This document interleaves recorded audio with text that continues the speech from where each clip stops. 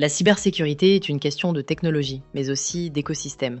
On vous explique tout aujourd'hui avec notre invité Laurent Païta, qui anime le club expert cybersécurité de Digital League. En étant le matchmaker de la tech, il partage son regard sur les défis concrets des PME, comment anticiper les menaces, trouver les bons partenaires et surtout développer une culture de confiance et de coopération autour de la sécurité numérique. Pour cet échange, François, responsable formation et membre de l'équipe expérience client chez OpenBee, reçoit aujourd'hui Laurent afin de décrypter les enjeux concrets du terrain. Des conseils utiles pour tous les dirigeants qui veulent protéger leur activité sans s'y perdre.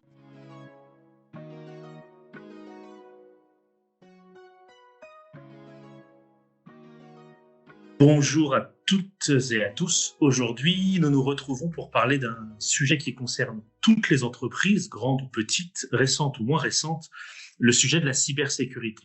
Alors la cybersécurité, c'est un mot aussi ancré dans notre période actuelle qu'un mot assez énigmatique pour beaucoup de personnes, beaucoup de dirigeants d'entreprises.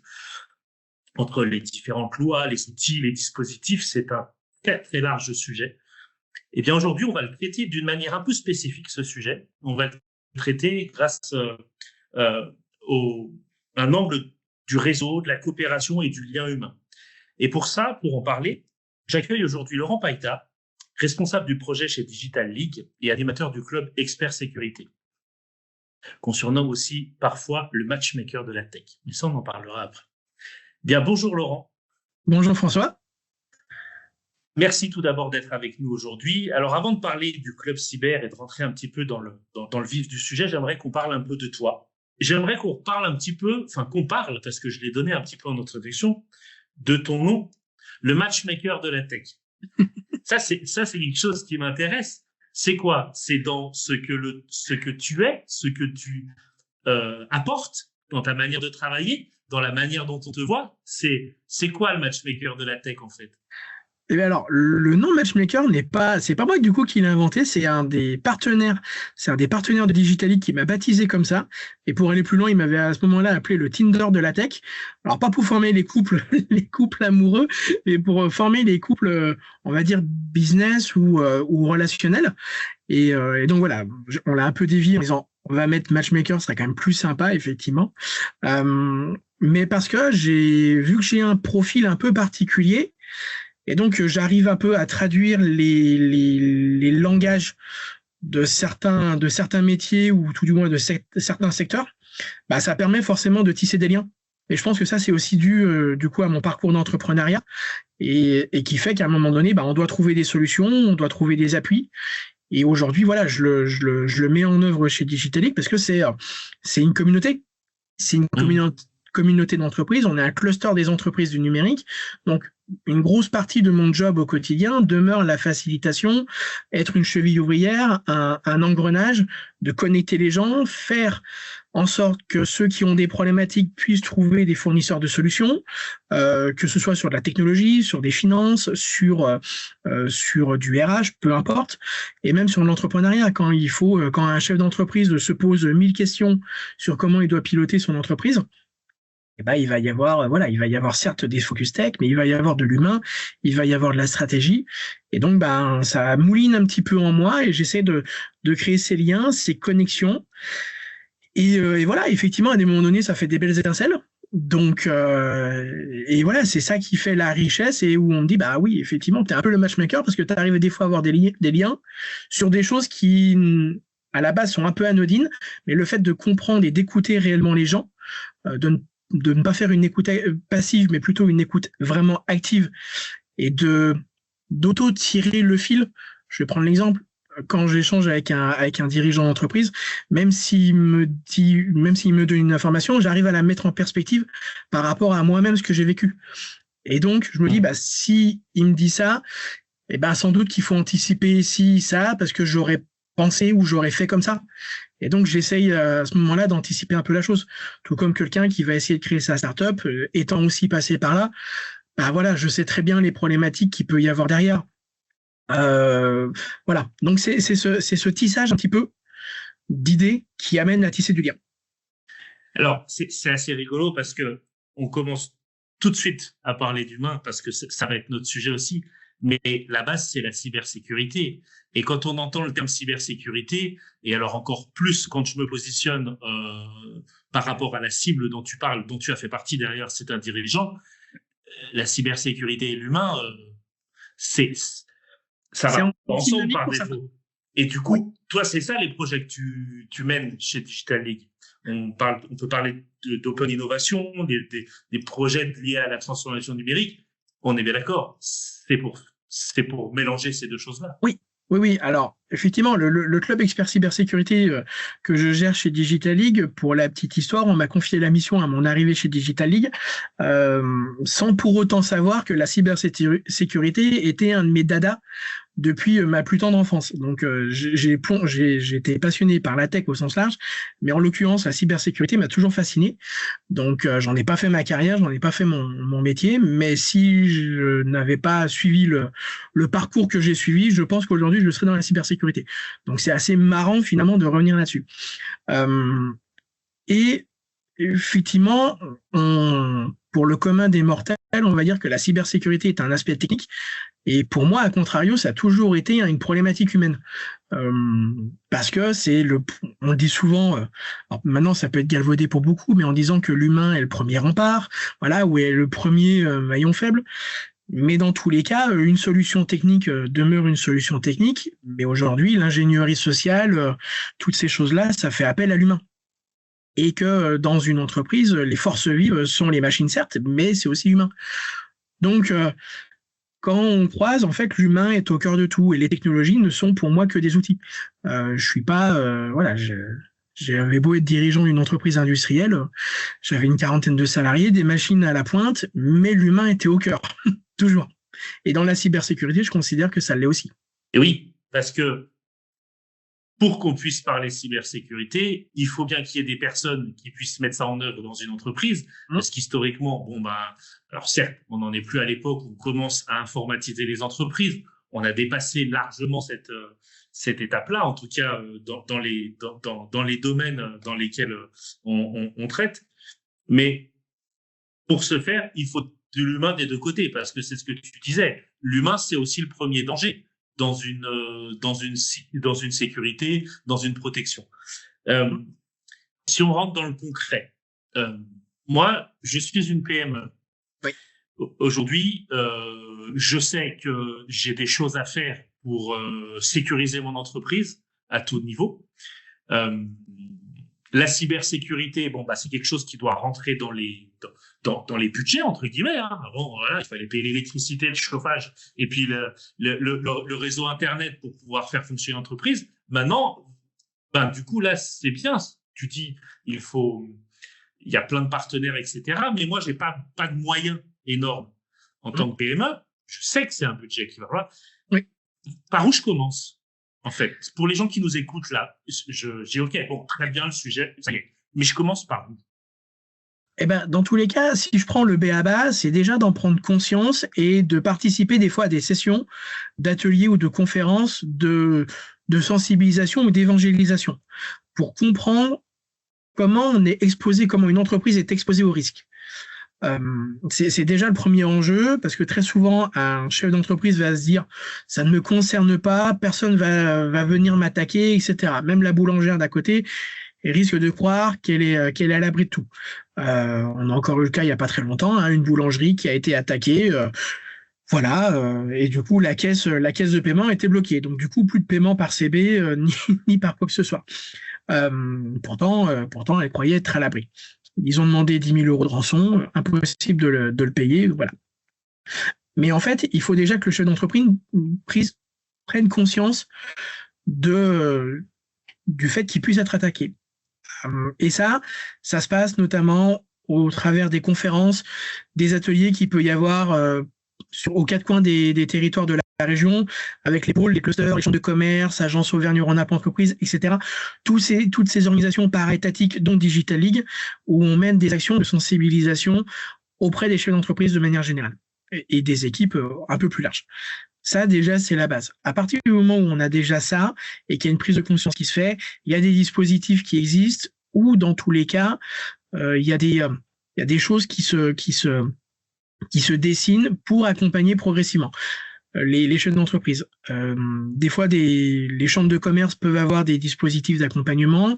La région Auvergne-Rhône-Alpes aussi elle-même a des dispositifs d'accompagnement en partie financés. Nous, Digital League, l'initiative de ce guide cybersécurité, c'est aussi d'offrir un point d'entrée en disant, voilà, nous, on vous référencie des entreprises qui intègrent le club expert cybersécurité, qui sont des gens quand même de confiance, et du coup, on veille là-dessus, on est garant aussi de ça. Donc demain, quand vous devez vous adresser à une entreprise, commencez à piocher dans celle-ci, parce qu'en fait, on les voit durant l'année. Et qu'à un moment donné, s'il y en a un qui fait mal les choses, ça s'évite. Donc voilà. Donc on essaye, à partir du moment où déjà on arrive à attraper du coup ces gens, ces chefs d'entreprise qui veulent avancer, après on peut les accompagner. Et nous, on est un bout du maillon. On est un bout du maillon, mais si demain un chef d'entreprise industriel, par exemple de Annecy, contacte la CCI et la CCI Haute-Savoie et a des problématiques cybersécurité, à un moment donné, quand ça devient à être un peu plus compliqué, je sais que la CCI Haute-Savoie va remonter l'information en Digital League. Voilà, parce qu'on se connaît, on travaille ensemble et que du coup, on va faire ce qu'il faut pour faire mailler. Donc c'est aussi là, du coup, où on tisse des liens. On tisse des liens, du coup, avec tous les partenaires territoriaux de façon à répondre aux besoins des entreprises. Mais voilà, progressivement, ça se fait. C'est un parcours qui se construit.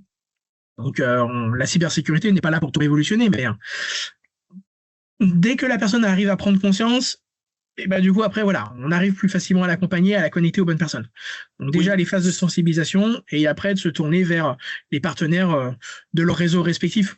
C'est ce que tu dis pour résumer, le commencement pour un chef d'entreprise, c'est l'intention. Et aujourd'hui l'intention, on parle pas d'argent, on parle pas de frais, c'est l'intention parce que c'est le début de tout. Alors tu parlais justement de confiance. Parce que moi, du coup, je me remets dans mon rôle de chef d'entreprise. D'accord, ok, il faut que j'ai l'intention d'aller faire les choses.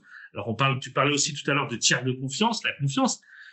Ok, donc je vais avoir l'intention d'aller vers les personnes en qui je vais aller donner la confiance pour les questions de la sécurité de mon entreprise. Alors, nous, on le voit dans la gestion documentaire, quand on explique aux gens que les documents ils archivent, on en prend la responsabilité, nous, en tant qu'entreprise qui a travaillé là-dessus.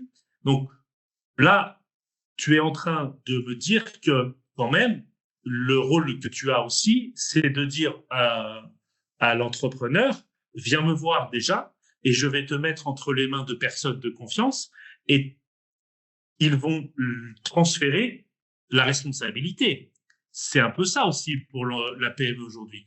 Alors, dans une logique,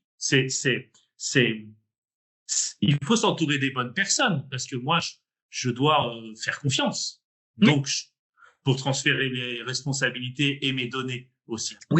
Oui. Alors justement, c'est un peu la difficulté quand on est chef d'entreprise. On est d'accord que c'est toujours très compliqué de savoir vers qui on se tourne. Digital League est une association qui est dirigée par des chefs d'entreprise des chefs d'entreprise du numérique pour les entreprises du numérique. Donc, on est une organisation privée, certes, mais para-étatique, si je puis dire, parce qu'on est financé en grande partie par la région Auvergne-Rhône-Alpes, par des collectivités territoriales, aussi à l'opération ou au département. Et donc, on a à cœur de représenter l'écosystème et de faire en sorte de faire matcher les gens ensemble. Et c'est aussi le rôle finalement des autres organisations que peuvent être la CCI, les organisations patronales, l'Agence Auvergne-Rhône-Alpes Entreprises, etc.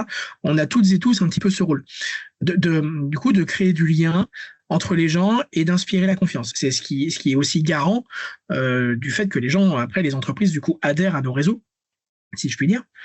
Et là-dedans, c'est aussi de donner un cadre. Je reviens tout à l'heure sur le fait que des entreprises sont dans une dynamique de collaboration, ce qui est le fruit par exemple du club et de l'ADN aussi Digital League. Des entreprises sont dans l'objectif de collaborer, de travailler ensemble pour être encore meilleures.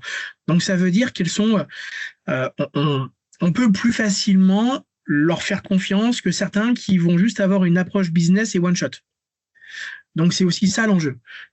C'est de dire demain un chef d'entreprise vers qui il doit se tourner. Est-ce qu'il vaut mieux qu'il prenne son annuaire et au petit bonheur la chance d'appeler quelqu'un qu'il ne connaît pas ni d'Ève ni d'Adam, ou est-ce qu'il a meilleur compte à passer ne serait-ce qu'un coup de fil à un collègue chef d'entreprise de son réseau qu'il connaît, qui va lui préconiser quelqu'un, parce que voilà, il a des références, etc. Ou s'appuyer sur un réseau de confiance qui aura aussi une certaine hauteur de vue sur l'expertise des entreprises, etc. Et donc voilà, c'est aussi tout ce petit cheminement-là. Voilà, je vais prendre un exemple même tout bête et qui date de l'été dernier, où un chef d'entreprise était victime d'une cyberattaque dans le département de l'Ain, en l'occurrence. Il a appelé la gendarmerie nationale. La gendarmerie nationale l'a envoyé un petit peu bouler parce qu'il n'était pas tombé sur le bon interlocuteur. Il a appelé, lui-même a appelé du coup un de ses collègues, un de ses copains chefs d'entreprise, qui pour le coup était un des administrateurs Digital League. Cet administrateur m'a appelé parce qu'il sait que je gère le club expert cybersécurité. Et du coup, derrière, j'ai activé le réseau en me disant, je sais tout de suite qui au sein du réseau peut intervenir à tel endroit sur une cyberattaque de ce type-là, etc. Et en 1 heure et demie, tout était mis en place. Bon, alors on ne peut pas faire ça forcément tous les jours parce que c'est pas structuré, mais voilà, mais c'est une chaîne de confiance. C'est voilà, le chef d'entreprise a appelé un autre chef d'entreprise qui lui-même a appelé du coup moi en tant que référent et qui moi du coup ai appelé du coup une entreprise de cyber qui elle-même est experte dans le domaine. Et puis du coup voilà, ils ont pris en charge, ils ont pris en main la négociation du coup avec le pirate.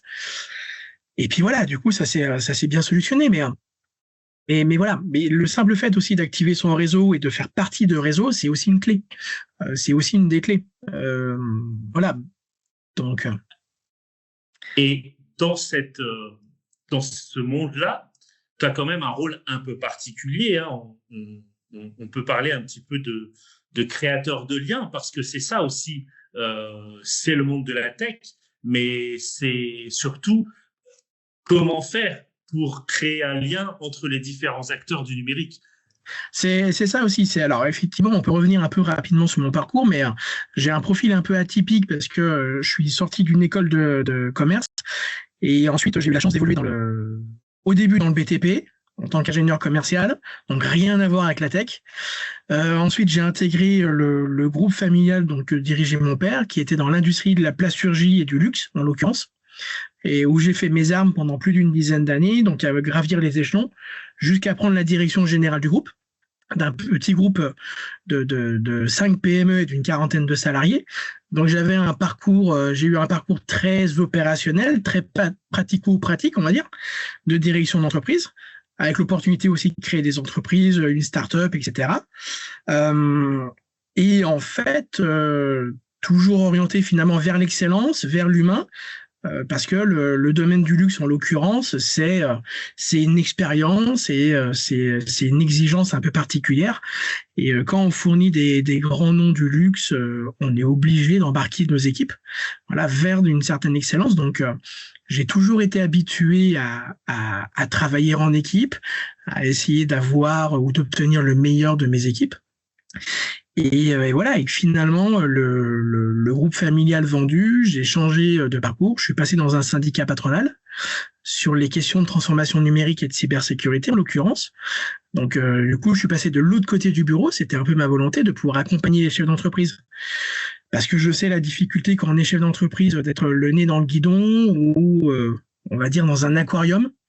Et donc voilà, je suis passé de l'autre côté et chemin faisant, je suis arrivé chez Digital League en bouclant finalement un peu la boucle, en me disant aujourd'hui voilà, j'ai un gros bagage industriel, très opérationnel et orienté entreprise traditionnelle, passionné par la tech, et aujourd'hui j'arrive effectivement à créer des ponts là où des fois les gens ne les voient pas forcément, ou aussi faire en sorte que les gens se comprennent, qu'un chef d'entreprise du décolletage puisse typiquement plus facilement discuter avec éditeurs de logiciels, et même s'ils n'ont pas la même compréhension, le même langage, d'arriver à créer ces ponts-là, parce que j'ai les deux côtés. Donc voilà, cette complémentarité fait que je vois des fois des liens là où ils ne sont pas apparents au premier abord, Et effectivement, je suis aussi, voilà, comme toi un peu, François. J'adore l'humain. Je rencontre énormément de monde. Et en fait, voilà, c'est ce qui m'anime aussi au quotidien. Donc voilà. Alors, mais justement, et d'où le fait que le terme de Tinder s'était un peu limité, parce que Tinder, en général, c'est une personne et une autre, Ouais. c'est une entité et une autre. Là, toi, tu n'es pas dans du one-to-one, tu es dans une globalité, tu es dans du groupe, tu as créé un club. Et Oui. il n'y a rien de mieux pour fédérer des gens entre eux sur le global du club. Mm. C'est-à-dire que ce lien et ce réseau, là, on parle plus de réseau plus que Oui. de bipolarité, d'aller sur un groupe, un ensemble. Ça, c'est le club de l'expert cybersécurité Mm. qui a été créé. L'idée, on la comprend du coup, puisque tu l'as déjà expliqué de fédérer l'ensemble. D'où ça vient ça? Parce que ce constat-là, cette capacité que tu as, ok, mais pourquoi? C'est quoi le problème des entreprises aujourd'hui? Pourquoi les entreprises, on a plus d'une soixantaine d'entreprises, si je dis pas de bêtises maintenant dans ce club-là, pourquoi elles viennent? Et surtout, qu'est-ce que ça leur apporte? Alors, le club en lui-même a été créé à la demande d'adhérents issus de la cybersécurité, qui étaient donc déjà adhérents au cluster Digital League avant même mon arrivée, et qui avaient demandé à créer un club, un espace pour pouvoir échanger entre professionnels de la cybersécurité. On m'a missionné à mon arrivée notamment pour cette mission-là. Voilà, il a fallu poser les bases, il a fallu, je l'ai pas fait tout seul, hein, heureusement, j'étais entouré aussi d'adhérents bénévoles qui ont apporté leur contribution et leur expertise, donc ça a été aussi ça a été de s'appuyer sur certaines personnes qui ont pu voilà, contribuer et prendre le meilleur de chacun pour qu'on puisse un petit peu arriver à fonder un élément de base. Et ensuite, ça a été d'embarquer les gens. Et c'est là où ça a été aussi d'autant plus compliqué, parce que quand tu parlais effectivement de faire du one-to-one, c'est une chose, avec un intérêt, entre guillemets, partagé, on va dire. Voilà, l'envie de faire quelque chose ensemble. Là, dans un club, il y a un challenge supplémentaire, c'est d'arriver dans un club à faire travailler ensemble des gens qui sont aussi concurrents. Donc, il faut arriver à trouver un terrain d'entente pour dire, et là, il y a un adage que tout le monde connaît, c'est on est plus fort quand on va chasser en meute. Donc voilà, on est plus fort ensemble. Et donc, il fallait aussi travailler cette notion-là de dire quelles sont les entreprises qui ont envie de travailler ensemble et un peu de chasser en meute. Alors, fort heureusement, chez Digital League, on a déjà cet ADN. L'ADN est déjà présent dans le cluster parce qu'on avait déjà l'habitude de faire travailler, ou tout du moins de réunir des concurrents comme des éditeurs de logiciels, comme peut l'être OpenBee qui fait la démat, voilà, de les faire rencontrer avec d'autres concurrents, mais dans l'esprit de collaborer, de travailler ensemble. Et donc là, en l'occurrence, sur le secteur de la cybersécurité, c'est parti de là. Donc en fait, j'ai aussi la chance d'avoir des entreprises qui viennent parce qu'elles sont dans cette dynamique-là. Celles et ceux qui sont dans la dynamique de dire on va travailler ensemble et je considère que je vais être plus fort, même avec mon concurrent, et en fait, déjà, c'est gagnant. Donc après, il suffit de créer l'alchimie. Quand on a déjà ce terreau-là, c'est déjà bien. Et puis après, forcément, ça se travaille. Ça se travaille. Il y a effectivement aujourd'hui plus d'une soixantaine d'entreprises qui ont le droit d'accéder au club expert cybersécurité sur toute la région Auvergne-Rhône-Alpes. Des tout petits, des moyens, des grandes entreprises, même des multinationales. Donc voilà, ça va de tout. Et pour autant, une multinationale, on arrive à la faire travailler avec une TPE parce qu'à un moment donné, certains ont des compétences techniques très poussées que les autres n'ont pas. Donc du coup, c'est là où aussi il y a ce matching à faire en disant quel est toi ton ADN ou ta valeur ou ton expertise et comment je peux arriver à te connecter du coup à un autre. Et donc après, il y a toute une alchimie à faire, il y a des jeux, des sessions de brainstorming, des speed meetings, etc. pour créer cette émulation et faire en sorte que la mayonnaise puisse prendre, hein, si je puis me permettre l'expression, mais voilà. Mais effectivement, c'est un travail un peu particulier, et donc il faut arriver à aimer l'humain, le comprendre, et puis toujours essayer d'avoir un coup d'avance. Oui, parce que qu'on soit clair, le club et les personnes qui sont dans le club et la coordination mutuelle entre ces personnes, l'idée, si je comprends bien, n'est pas d'aller chercher directement de la valeur financière, parce que tu parles de concurrents qui sont capables d'aller travailler entre guillemets ensemble, mais d'aller chercher une valeur pour aller tous dans le même sens, parce que là, on est dans cette logique de la cybersécurité, donc on est dans cette logique où aujourd'hui, n'importe quelle entreprise qui a pignon sur rue doit avoir accès et peut avoir accès à des outils, à des dispositifs qui puissent les aider à bien vivre correctement. Après, une entreprise qui n'est pas compétente pour son marché, ben, elle se fait manger par une autre. Mais en tout cas, cette disparition qu'elle aurait, c'est pas à cause de problèmes de sécurité ou de problèmes de transformation numérique, mais c'est à cause de son business. Et c'est ça la grosse différence, en fait. Oui, alors effectivement, nous, on n'est pas le club n'est pas là pour être pourvoyeur de business. Il est là pour faire en sorte de structurer la filière cybersécurité sur la région Auvergne-Rhône-Alpes, de faire en sorte que cette filière s'organise, se rende visible sur la région. Ça, c'est déjà un point de base. Et de faire en sorte que justement, dans les métiers de la cybersécurité, enfin, il y a pléthore de métiers, pléthore d'expertise. Il y a des entreprises qui sont très généralistes, d'autres qui sont très spécialistes. Et aujourd'hui, la cybersécurité est tellement complexe du point de vue d'une entreprise traditionnelle que il est quasiment impossible. Je vais prendre un exemple très concret. On va prendre une entreprise de plasturgie en l'occurrence, vu que je viens de ce domaine-là. Il est très compliqué pour une entreprise de plasturgie de dire je vais confier toute la cybersécurité à une seule entreprise et tout va reposer sur elle seule, à un seul partenaire. Aujourd'hui, rares sont les entreprises qui arrivent à couvrir tout le spectre de la cybersécurité. Donc, pour arriver à couvrir tout ce spectre, elles sont obligées de travailler ensemble et à un moment donné, de s'adosser à des entreprises ou à des partenaires qui ont des spécialités bien particulières. Et donc, l'objectif finalement du club, c'est de créer ces synergies-là, de faire en sorte qu'il y ait du travail ensemble. Dire, à un moment donné, quand une entreprise est sollicitée, quand une entreprise de cybersécurité va être sollicitée par un client industriel, d'être force de prescription ou de proposition en disant, OK, moi, votre problématique de cybersécurité, je peux la prendre. Néanmoins, je peux reconnaître mes limites. Par contre, je sais déjà avec qui je vais travailler et donc, moi, je peux vous préconiser telle ou telle entreprise avec laquelle j'ai déjà l'habitude de travailler parce que je l'ai rencontré dans un cadre structuré qui est le club expert cybersécurité que je connais, etc., etc. Et du coup, on va répondre ensemble du coup à une offre. Donc ça, du coup, c'est déjà un premier bloc. Et après, l'autre bloc, c'est là où le fait de venir de l'industrie, c'est de rendre lisible et compréhensible. Quelqu'un qui arrive, enfin, un chef d'entreprise aujourd'hui, il suffit de se rendre dans un salon de la cybersécurité où en fait, quand on passe dans une allée, il y a des acronymes dans tous les sens, du marketing à foison, et même les pros de la cybersécurité s'y perdent. Donc, mon objectif aussi à moi, c'est d'arriver à créer des ponts et faire en sorte de traduire l'écosystème de la cybersécurité, tout le moins dans la région Auvergne-Rhône-Alpes, ce qui fait et comment, et de le rendre lisible auprès des entreprises traditionnelles. C'est en ce sens, par exemple, qu'a été créé l'année dernière, on a créé le guide cybersécurité, les gestes qui sauvent, qui est le fruit du travail des membres du club. La prochaine édition sort là au mois de novembre.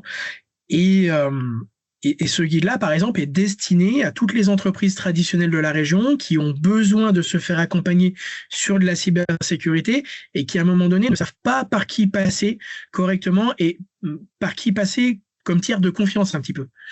Donc, moi, c'est aussi ça l'enjeu. Alors, justement, pour continuer un petit peu dans le concret, parce que ça, c'est des choses qui parlent, ce que tu dis, des attaques cyber, des problèmes concrets et opérationnels dans les entreprises. Sur le terrain, pour donner justement un petit peu plus d'envergure justement au sujet, mais dans l'aspect concret, est-ce que les erreurs que tu vois souvent sur le terrain, Quels sont pour toi je sais pas si moi je te donnais un top 3 parce que dans tous les domaines, on disait, bah, attention, là, il y a vraiment entre guillemets, le top 3 des trucs à pas faire. Bah, là, moi, je suis chef d'entreprise de nouveau. Je dis, attends, les basiques, c'est quoi?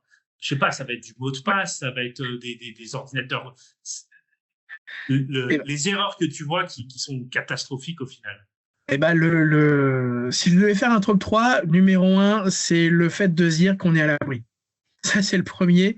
Ah ouais, ouais, c'est même pas dans le concret, c'est dans l'idéal. C'est juste on ça. Vient sur l'intention. Sur l'intention, c'est comme se dire, je prends ma voiture et je n'ai aucun risque d'avoir un accident. On peut être super bon conducteur, par contre, l'accident peut arriver d'ailleurs. C'est ça. D'accord ? Donc déjà, de se dire, le simple fait de se dire, ça ne me concerne pas, et l'histoire nous le montre, hein, il y a plein de personnes qui effectivement se disent à l'abri, se croient à l'abri, et que dans tous les cas, elles sont victimes, directes ou indirectes. Et donc voilà, il y a des dommages, et parfois les entreprises mettent malheureusement la clé sous la porte, pour certaines. Donc l'erreur de base, c'est de dire que je ne suis pas concerné. À partir du moment où on monte dans une voiture, on est concerné par la sécurité qu'il y a sur la route. Et là, quand on pilote son entreprise, on est concerné par la cybersécurité qu'il y a sur son chemin. Donc ça, du coup, c'est le premier point. Le top 2, on va dire en numéro 2, le plus flagrant, c'est même pas de faire de copie de ces données. Je vais prendre l'analogie de la voiture. On a toutes et tous un double à la maison. D'accord, on a, peu importe votre voiture. On ne sait pas forcément où il est à chaque fois en urgence. On ne sait pas où il est là. On est d'accord, mais il est quelque part. Mais au moins, il y a un double. Il vaut ce qu'il vaut, mais il est là. La pile marche peut-être plus, mais il est là. Et finalement, l'une des erreurs critiques, c'est de même pas avoir de copie, finalement, de ces données, donc de ces actifs numériques, voilà, que ce soit fichiers clients, que ce soit pour une entreprise industrielle des fichiers de découpe, peut-être des fichiers de parcours d'outillage, peu importe. Donc ça, c'est d'avoir ça ça n'existe pas. Donc si ça n'existe pas, à partir du moment où tout est crypté, on peut plus rien faire. Donc voilà, si les données sont verrouillées, cryptées, s'il n'y a pas du tout de copie, on n'en fera rien du tout. Et après, le dernier, effectivement, en top 3, le dernier, ce serait la politique des mots de passe, à la rigueur, le admin, ou le 1, 2, 3, 4, ou le 4x0, comme le code PIN du téléphone. La date de naissance, là, si on fait un lien avec l'actualité, on a appris que le mot de passe du système de vidéosurveillance... Tu m'enlèves les mots de la bouche. Tu m'enlèves les mots de la bouche. Le mot de passe du système de vidéosurveillance du Louvre, c'était Louvre. Donc, et le mot de passe du système d'un des systèmes de gestion fournis par Thales était Thales. Donc voilà. Donc voilà, c'est les choses un peu aberrantes. On sait très bien que la politique mot de passe est très compliquée. Mais néanmoins, il y a des outils qui existent, et après, il y a un minimum de b.a.-ba, tout comme quand on va mettre le mot de passe 1, 2, 3, 4 sur un post-it devant l'écran. Enfin voilà. Oui, c'est de l'éducation de l'utilisateur derrière ça. Oui. Donc après, il faut qu'on soit conscient de ça, bien sûr. Oui, après, on n'a pas dit qu'il fallait faire Fort Knox. On peut pas mettre des systèmes de sécurité à tous les niveaux, et trop fort d'ailleurs, sinon ce serait empêcher la production, empêcher les opérations, etc. Par contre, il y a des bonnes pratiques qui sont transparentes quasiment pour le chef d'entreprise, ou tout du moins pour l'entreprise, et c'est là où après, justement, le fait de s'adosser à des experts du sujet qui vont rendre, et c'est là où en fait une entreprise peut mesurer si son partenaire cyber il est bon, c'est s'il tient compte en fait de ses réalités terrain, et dire moi je vais pas arriver en révolutionnant toute votre production, etc. Par contre, je vais mettre des choses qui vous protègent, mais qui sont potentiellement le plus indolores possible pour votre activité, vos entreprises, etc. Pour vos salariés, de façon à ce que ce soit fluide et que ce soit pas une contrainte. Et voire même aujourd'hui des outils qui accélèrent aussi et qui aident. Une GED aujourd'hui, en plus de sécuriser, je me permets, en plus de sécuriser, elle est là pour aider et simplifier et faire avancer. Donc aujourd'hui, les outils qui protègent ne sont pas que des outils qui sont bloquants aux salariés, clairement pas. C'en est la parfaite illustration, effectivement. On peut en parler. On peut faire un focus sur la GED. La GED, typiquement, ça répond à la problématique de sauvegarde dont je parlais tout à l'heure. À partir du moment où les données sont archivées sur une GED, sur un système de GED, comme le système effectivement OpenBee que je connais bien, on sait derrière qu'il y a un processus de sauvegarde, etc., qui est adossé. Et donc voilà, les données sont en sécurité. Et donc ça dépend de tout ce qu'on va vouloir mettre dans la GED. Mais si on veut mettre les plans de production, si on veut mettre des fichiers, des parcours d'outillage, des fichiers clients, des ci, des là, en fait, il y a une sauvegarde qui est faite. Et du coup, au-delà de les sauvegarder, d'une part, et de s'assurer que demain, même si l'entreprise prend feu, quelque part, est sauvegardé tous les fichiers. De l'autre côté, c'est aussi un usage, une optimisation du processus, le rendre le plus fluide possible et qu'il soit commun à tout le monde, plutôt que de se dire j'ai stocké un fichier à tel endroit, il est peut-être stocké sur un disque dur qui est hébergé chez Michel, etc. Non. Ouais. Ou que ce soit le responsable informatique qui soit le seul et unique capable de ressortir des choses quand on les ressort, quoi. C'est ça. Comme le seul qui avait la clé du placard à classeur quand il faut sortir un fichier papier, quoi. Alors, justement, j'en profite d'être avec toi. La comparaison digitale et humain, on est en plein dedans, on s'en rend compte aujourd'hui, l'un ne va pas sans l'autre. Et alors, ça, cet ensemble-là, parce que je dis que c'est un ensemble maintenant, on le dit depuis tout à l'heure, il y a des nouveautés qui arrivent, il y a des nouvelles choses qui arrivent, et aujourd'hui, tout le monde a ce mot à la bouche qui est l'intelligence artificielle. Alors, l'intelligence artificielle, oui, parce que du coup, les humains disent, de toute façon, on va être remplacé par l'intelligence artificielle. Le digital dit, par défaut, non, je ne peux pas être utilisé sans humain. On a des versions et on a une connaissance de ce nouvel outil, de toute façon, qui est dans les entreprises. On ne va pas dire que ça va arriver. Là, on est en 2025, on est déjà dedans. Mais il va falloir trouver un équilibre.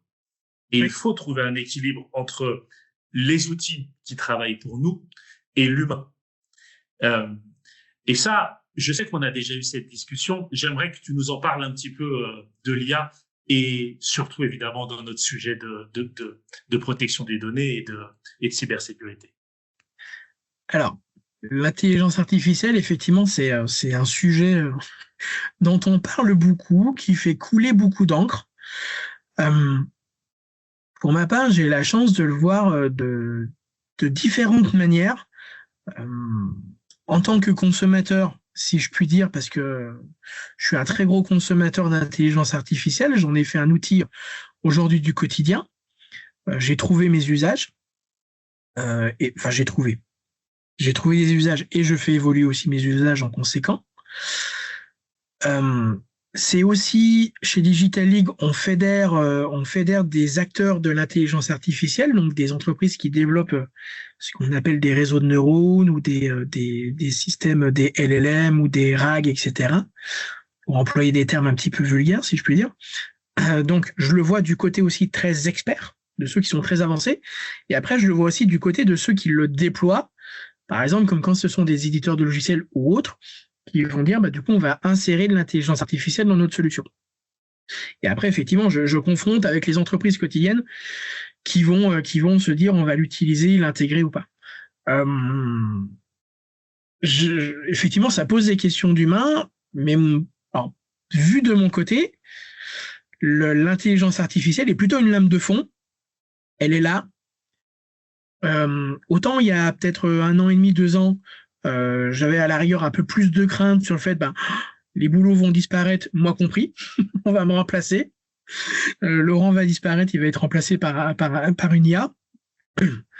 Maintenant, avec le recul, je suis un peu plus critique sur la chose parce que on se rend compte que même les entreprises qui essayent, et d'ailleurs il y a une étude de BPI qui est sortie il n'y a pas très longtemps là-dessus, on montre bien que les entreprises testent, mais trouvent peu de cas d'usage réels avec un impact réel et mesurable de l'IA.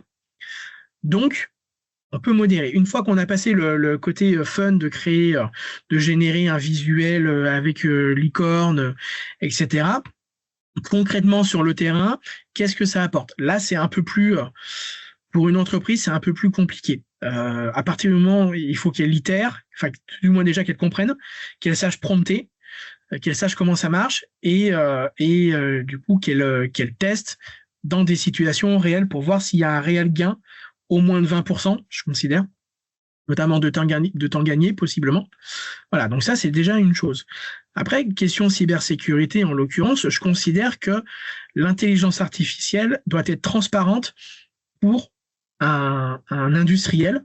Je suis contre l'IA washing, parce qu'il y en a beaucoup, il suffit d'ouvrir LinkedIn et de voir toutes les personnes qui s'autoproclament experts de l'IA, le prompt ultime, etc. On a la chance chez Digital League de pouvoir avoir des formations, et on en a encore une il n'y a pas très longtemps sur l'intelligence artificielle. Je ne me considère pas comme expert en intelligence artificielle. Par contre, je sais que je suis meilleur que certains qui se proclament comme experts en IA. Mais j'ai la prétention de dire que je ne suis pas expert. Parce qu'il y a encore tout à apprendre. Il y a des vrais experts, voilà, ça c'est sûr. Mais après, côté cybersécurité, généralement, les acteurs de la cyber intègrent l'intelligence artificielle dans leur logiciel pour détecter des menaces, pour faire remonter des incidents plus rapidement, mais ça demeure de la technique. Donc du coup, ces choses-là sont censées être transparentes pour l'utilisateur. On va lui simplifier, mais en fait, qu'on lui dise que c'est de l'IA ou pas, l'utilisateur, à la rigueur, il s'en fout, il veut que ça marche. Donc, c'est tout comme pour on va dire à la rigueur même pour une GED, en l'occurrence, que la solution soit dopée à l'intelligence artificielle, bah, c'est pour l'utilisateur, il faut lui montrer que c'est un réel gain de temps. En disant, ok, tu recherches une information, nous on a dopé notre GED avec de l'intelligence artificielle qui va aller chercher du coup la bonne information, qui va à la rigueur les analyser pour te faire des préconisations, mais là du coup on te le démontre. Voilà, tu fais ça, maintenant réellement tu vois que tu as un gain parce que tu as obtenu toutes les préconisations, etc., plutôt que de chercher pendant 3 heures. Et toi-même de recouper les informations. Donc, l'IA est censée, pour moi, c'est un outil qui est censé être transparent. Donc, et c'est encore un peu compliqué. Les réelles solutions d'IA, de toute façon, les éditeurs de logiciels, par exemple, en embarquent, y compris dans la cybersécurité. Mais voilà, moi, voyant de temps en temps le vernis, quand je commence à gratter, je vois ce qui relève d'une réelle intelligence artificielle générative et de ce qui relève d'un simple système de calcul qu'on appelle de l'algorithmie, et qui en fait existe depuis déjà très longtemps. Tout comme l'IA en fait existe déjà depuis très longtemps. Mais oui, c'est ce que j'allais dire. Aussi, on est dans une logique où le terme IA veut tout et rien dire. Toutes les solutions de la DRAD, toutes ces intelligences, etc. On appelle ça IA aujourd'hui. Ça fait 20 ans que ça existe et qu'on les travaille. C'est ça. Donc, pour résumer, on est d'accord pour toi et vu les entreprises avec lesquelles tu travailles et vu le réseau dans lequel tu es, l'IA, c'est une brique évolutive. Mais pour l'instant, c'est uniquement une brique que l'on va raccorder à nos existants dans les entreprises, le salarié, l'outil, le processus, la technologie, pour être dans un rapport d'amélioration. On n'est pas dans le remplacement, on est bien d'accord. Non, je suis pas de. Alors, je suis effectivement. Oui, je suis. Pour moi, ça va, d'un certain point de vue, ça va améliorer du coup des outils existants. Voilà, ça rajoute une brique particulière pour optimiser. Après, du point de vue des salariés, alors il y en a qui parlent effectivement d'être remplacés. J'ai encore vu ce matin une avocate, j'ai vu ça dans un journal, comme quoi une avocate maintenant utilisait l'IA à la place de certains de ses salariés. Mais en fait, elle prenait les salariés comme des outils. Et pour moi, effectivement, l'IA, c'est un outil. Aujourd'hui, quand je l'utilise, pour moi, c'est un outil. Il ne me remplace que sur les tâches que je maîtrise parfaitement et sur lesquelles j'ai un moyen de contrôle et de vérification. Donc, pour moi, l'IA, j'utilise une intelligence artificielle tous les jours parce que pour moi, c'est mon assistant, c'est mon alternant, etc., quoi. Donc d'ailleurs, je l'éduque de par les données, etc. Donc je lui apprends. je vais apprendre, mais plutôt effectivement de prendre un humain. Bon, bah, effectivement, dans ce cas-là, j'ai une intelligence artificielle qui est disponible 24 heures sur 24 sur mon téléphone et sur mon ordinateur. Et puis voilà, et qui du coup va m'aider à générer du contenu, à réfléchir à des choses, mais uniquement sur les choses que je maîtrise de façon à m'assurer que ce que l'intelligence artificielle me ressort soit conforme à mes attentes et ne sorte pas des bêtises. Voilà. Donc, de là à remplacer les équipes du jour au lendemain, sans nul doute que dans tous les cas, certains métiers intellectuels seront remplacés. Ceux qui demeurent sur la technique le seront moins. Je vois pas comment on pourra remplacer un boulanger qui prêtrise son pain par une intelligence artificielle. Voilà, je suis bien d'accord. Par contre, la fonction va me dire, bah, à contrario, peut-être d'avocat, peut-être ne va pas disparaître, mais va évoluer, tout comme l'informatique a fait évoluer autrefois pour les architectes, ils étaient sur des grandes planches à dessin. Aujourd'hui, il y a toujours des architectes, mais qui utilisent un logiciel pour concevoir une maison. Donc, pour moi, je le vois plutôt comme un outil, et après, libre à chacun d'utiliser l'outil et de l'adopter, voilà, pour revoir aussi ses pratiques, son métier et évoluer. Et il faut trouver les usages, tout comme moi, ça fait 1 an et demi, 2 ans que je teste mes propres usages pour savoir comment il peut m'épauler. Très bien. Merci sur ce sujet-là qui était un petit peu annexe, mais qui est tellement actuel. Donc, j'avais vraiment envie d'avoir un petit peu ton avis. Et évidemment, on est sur des logiques sur ce sujet-là qui sont tellement changeantes, qui sont tellement évolutives que rien n'est gravé dans le marbre, même sur ce qu'on dit. Et les technologies avançant tellement vite qu'effectivement, ce qu'on dit aujourd'hui, voilà. C'est ça. Donc, mais faut être pragmatique. Pour revenir sur notre sujet et pour conclure là-dessus, si aujourd'hui si tu devais aujourd'hui donner une chose, une info, une vérité là pour le coup sur la cybersécurité auprès des personnes qui nous écoutent, ça serait quoi? Alors, je pourrais sortir une lapalissade qui serait de dire que effectivement personne n'est à l'abri. Ça c'est le premier point, mais on a beau le répéter, c'est vrai. Donc n'importe qui peut être touché. Après, si je devais plutôt donner une bonne pratique, c'est de sortir. Le plus compliqué, et d'ailleurs en ces temps qui sont un peu compliqués quand même pour les chefs d'entreprise, c'est de se faire entourer, c'est d'aller voir, c'est d'ouvrir des portes, c'est d'aller discuter, c'est d'aller échanger sur les enjeux, et c'est en sortant de son bocal que le chef d'entreprise pourra comprendre les enjeux qui tournent autour de lui, que ce soit sur de la cyber, que ce soit sur de l'IA, que ce soit sur plein d'autres sujets, sur de la dématérialisation, voilà. Donc c'est de sortir de son bocal plutôt que de rester enfermé. Et c'est vrai que la tendance d'ailleurs, c'est un petit peu la chose qui m'a interpellé depuis plusieurs semaines, notamment depuis la rentrée, où je croise plus de chefs d'entreprise qu'auparavant qui se rendent compte eux-mêmes qu'ils ont trop le nez dans le guidon et qu'il leur est nécessaire de sortir la tête hors de l'eau, parce qu'en fait le monde avance, parfois très vite et parfois un peu de manière chaotique, et du coup ils ont besoin de prendre une respiration pour voir ce qui se passe à côté d'eux, et voilà, de prendre un peu du recul sur leur activité, sur leur stratégie, leur manière de faire. Donc voilà, on sait très bien que moi je prends une petite analogie que j'aime bien, c'est un chef d'entreprise, il est dans son aquarium, mais on apprécie toujours mieux l'aquarium quand on est en dehors de l'aquarium. Donc voilà, il faut savoir sortir de cet aquarium pour pouvoir l'apprécier. Voilà, donc je peux conseiller. Merci. Merci Laurent. C'est vraiment cette logique de parler de technologie, d'ultra technologie pour des entreprises qui ne pensent pas être OK avec ça, et de ramener de l'humain. C'est ça, c'est vraiment ça. Merci beaucoup Laurent, merci pour cet échange. Merci, c'était vraiment très intéressant. Si vous souhaitez en savoir plus sur le club expert sécurité de cybersécurité de Laurent et toutes les initiatives de Digital League, on vous mettra les liens en description. Merci et à très bientôt pour un nouveau podcast. Merci François.